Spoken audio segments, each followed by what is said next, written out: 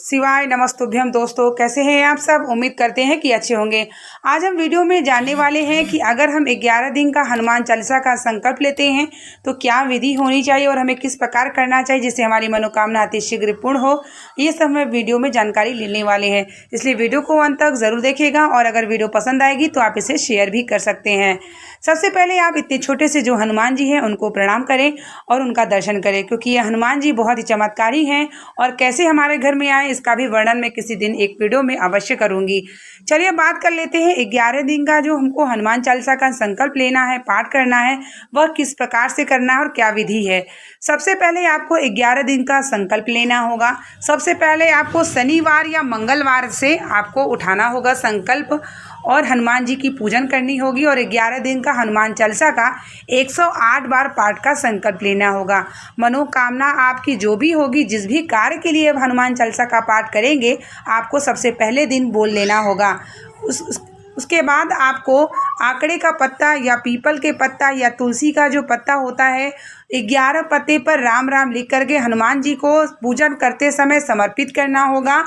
फिर आपको जब आप अपना पाठ करते हैं तो इस बात का आप अवश्य ध्यान रखें कि एक ही समय पर होना चाहिए। जैसे कि अगर आप सुबह कर रहे हैं तो सुबह 9 बजे कर रहे हैं तो 9 बजे होना चाहिए, या आप सायंकाल कर रहे हैं 9 बजे तो आपका सायंकाल ही 9 बजे होना चाहिए।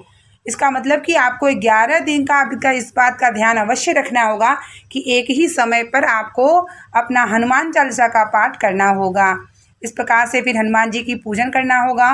फिर उन्हें कभी तुलसी का माला, कभी आपके को पीपल का पत्ता मिल जाए तो उसका माला बनाइए। अगर नहीं मिलता है तो आप प्रतिदिन तुलसी का माला भी समर्पित कर सकते हैं।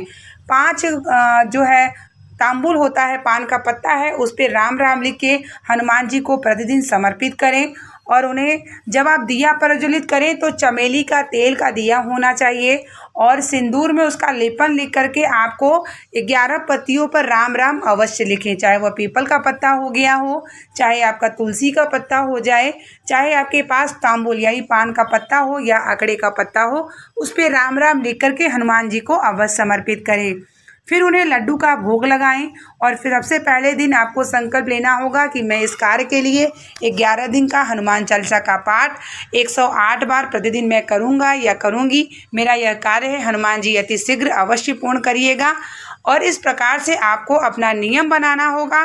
शनिवार या मंगलवार किसी भी दिन से आपको उठाना होगा, 11 दिन तक करना होगा और एक ही समय पर पूजन करना होगा और 108 बार हनुमान चालीसा का पाठ करने के बाद आपको एक माला 108 बार का अवश्य करना होगा।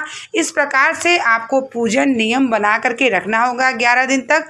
हनुमान जी कलयुग के देवता हैं, महादेव के 11वें स्वरूप है और वह अति शीघ्र आपकी मनोकामना जिस भी कार्य के लिए कर रहे हैं हनुमान स्वामी अवश्य पूर्ण करते हैं।